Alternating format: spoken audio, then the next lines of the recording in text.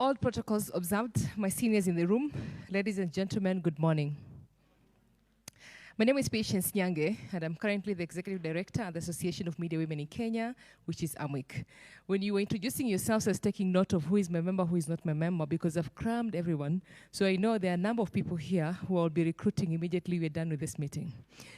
Anyway, well, like Fatma, I also started my career in journalism in Baraka FM many years ago. I graduated from DISTA in the year 2006, and I see one of my lecturers here, Professor Nancy Buka, and I see also some of my colleagues or classmates in this room as well, Huini Kamau. Those are many years ago. And then, well, it's been a career for almost now 16 years. But today I'm very excited to be in this space and to really discuss about media viability, which is really an ongoing and national conversation as we think about the space of journalists and the space of people who work within the media sector. So thank you for inviting us, AMWIK, to be part of this very important convening this morning. AMWIK was established about 40 years ago as a non-profit membership organization for women in media.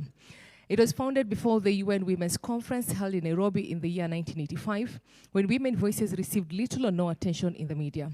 Our mission seeks to see a society that enhances and promotes equitable development, human rights, and women's rights. Yes, we add women's rights all the time because we're not very convinced when you talk about human rights. Some of you'll imagine it's only the men's right, but no, it's human's right, including women's rights. We seek to use the media to promote an informed and gender-responsive society in Kenya and in Africa. Kenya's media industry is dominated by 6 major media groups, which control more than 85% of both the audience and advertising market. It has been claimed that the media sector in Kenya has developed and defined itself along successive political phases characterized by complex political and economic structures. On the other hand, corruption, order, security, and the rule of law undermine the constitutionally guaranteed freedom of expression and freedom of the media, while on the other hand, the Constitution, legislative acts, and their tenants, regulatory institutions have been established to ensure that both the citizens and the media have a right to access information. However, access to information is still very problematic, and Kenyan journalists have no special legal protection in the work, and some laws criminalize specific journalistic acts. There are instances in which journalists are discredited, assaulted, harassed, and intimidated, sometimes by government officials. Case in place, what happened yesterday. While the Kenyan law threats the media as an industry, comparably, the same to other industry, experts observe that the relationship between media in Kenya and the government is often very adversarial. Inasmuch as the spaces opened up during the Kibaki era with significant gains made, the relationship between the establishment of the media remains largely suspicious. The Kenya Editors Guild, led by the president who is seated in this room, Mr. Churchill Otieno, the Kenya Union of Journalists, and the Media Council of Kenya continue to play a critical role in protecting journalists and the media industry. We thank you already for the statement that you all released yesterday. I know the 3 institutions have released a statement. We have a statement from AMWIK, we have a statement from the Kenya Editors Guild, and a statement from the Media Council of Kenya in relation to the harassment that happened yesterday. Though we have one of the most vibrant media landscapes in the region, the financial dependence of the news media on the government through the government advertising agency and advertisers from the private sector has an influence on the news content. Further is the economic challenges that where a significant percentage of the population has relatively low purchasing power, making it very difficult for news media to generate revenue. In the recent past, you've seen a lot of our colleagues either have been laid off or have gone without salaries for months, 2 to 3 months. Well, they're in our spaces and amidst us. In as much as COVID-19 pandemic introduced innovation, the reality is that it aggravated the Kenyan news media to financial challenges. On a similar breath, there is no guarantee for adequate conditions to move the state-owned broadcaster KBC to a public service media. They're not provided with adequate finances and the freedom to play this role in the multimedia landscape.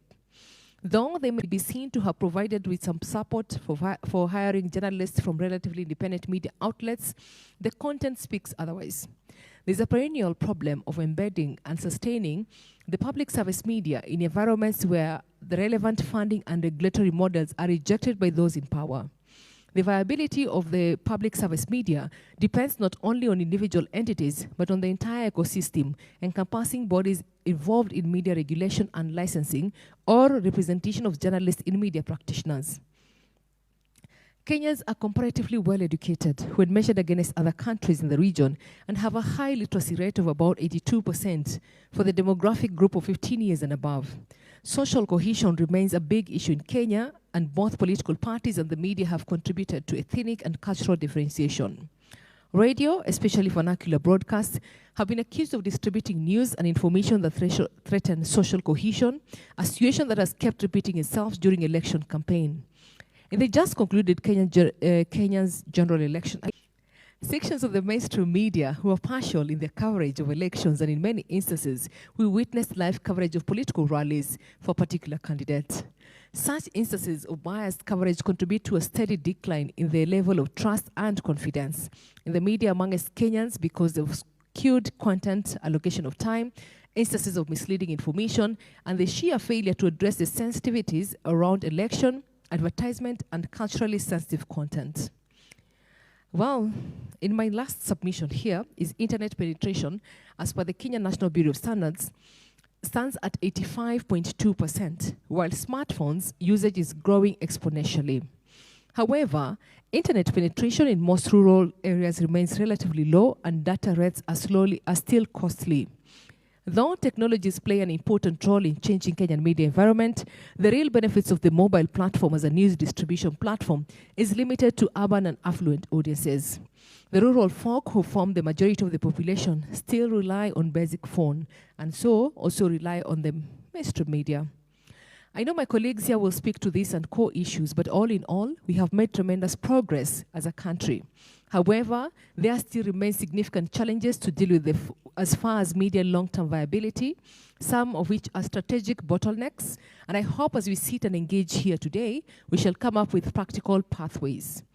Once again, I thank you, Internews, for inviting us as AMWIK to be part of this very important engagement today. God bless you and God bless Kenya. Asante sana.